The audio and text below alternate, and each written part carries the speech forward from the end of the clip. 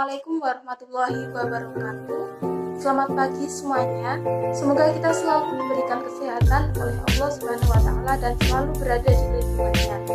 Nah, pada kesempatan kali ini kita akan mempelajari salah satu tema yang ada di dalam buku Quran Hadis kelas 8 semester 2 yang bertema membaca Al-Quran berdasarkan dengan kaidah ilmu tajwid.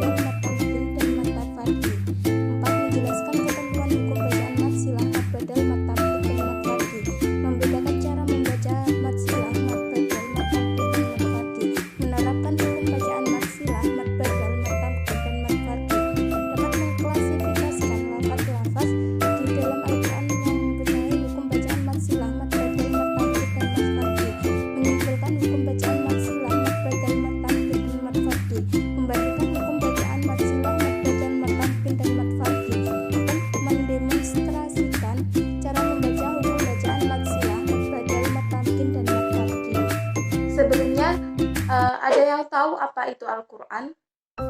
Ya, Al-Quran adalah pedoman hidup umat Islam. Al-Quran adalah pedoman sepanjang hayat di dunia, bermanfaat di akhirat, menjadi penyelamat. Semangat belajar Al-Quran merupakan bagian tak terpisahkan dalam upaya untuk belajar membacanya, memahaminya, dan mengamalkannya, termasuk mempelajari tajwidnya. Tak cukup hanya niat dan ucapan, tapi harus sinergi antara niat, ucapan, dan pelaksanaannya. Nah, sehubungan dengan membaca Al-Quran, semangat belajar harus tumbuh dan berkembang sehingga anggapan buta huruf Al-Quran, gagap baca Al-Quran dapat terbatahkan. Sebagai upaya untuk meningkatkan kemampuan belajar membaca Al-Quran dengan benar. Nah, dalam bab ini kita akan mempelajari hukum bacaan, diantaranya mat silah, mat badal, mat tamkin, dan mat farqi. Oke, kita akan memasuki materi. Yang pertama, materi mat silah. Sebelumnya, ada berapa huruf mat itu? Ya, huruf mat itu ada 3, yakni alif, ya, waw. Di sini mengulas mengenai mat silah. Mat yang artinya panjang, sedangkan silah yang artinya hubungan. Jadi, secara istilah, mat silah adalah apabila terdapat hak dhamir berharokat dhammah maupun kasroh terletak di akhir kata, tidak dibaca waqaf, tidak dibaca sambung, dan huruf berikutnya dan sebelumnya adalah huruf yang berharokat hidup, bukan mat. Dan di sini mat silah terbagi menjadi 2 macam, yakni yang pertama mat silah tawilah, yang kedua mat silah qasirah. Mat silah tawilah yang artinya panjang. Contohnya, min ilmihi illa bima syaa. Nah, setelah hak dhamir itu diikuti alif, sehingga hak dibaca panjang sampai 5 harokat. Yang kedua yaitu mat qasirah. Mat qasirah artinya pendek. Yang contohnya, la ta'khudhuhu sinatu wala naum. Nah, di situ setelah hak dhamir tidak diikuti alif. Jadi cara membacanya, hak dibaca panjang 1 alif atau 2 harokat. Yang kedua, mengenai mat badal. Mat yang artinya panjang, badal artinya pengganti. Jadi secara istilah, mat badal adalah apabila ada huruf mat, yaitu alif, waw, atau ya, dan hamzah terkumpul dalam satu kalimat, sedangkan huruf hamzah mendahului huruf mat. Dan cara membacanya dibaca panjang 1 alif atau 2 harokat. Untuk contoh silahkan buka bukunya. Contoh pada Quran Surat Al-Ghasyiyah ayat 5, Al-Quraish ayat 2, dan Ad-Duha ayat 4. Yang pertama, Al-Ghasyiyah ayat 5. Bismillahirrahmanirrahim. Tusqa min ainin aniyah. Yang pada Quran Surat Al-Quraish إيلافهم رحلة الشتاء والصيف. Ketiga pada Quran surat Al-Duha ayat 4. Walal akhiratu khairul laka minal ula.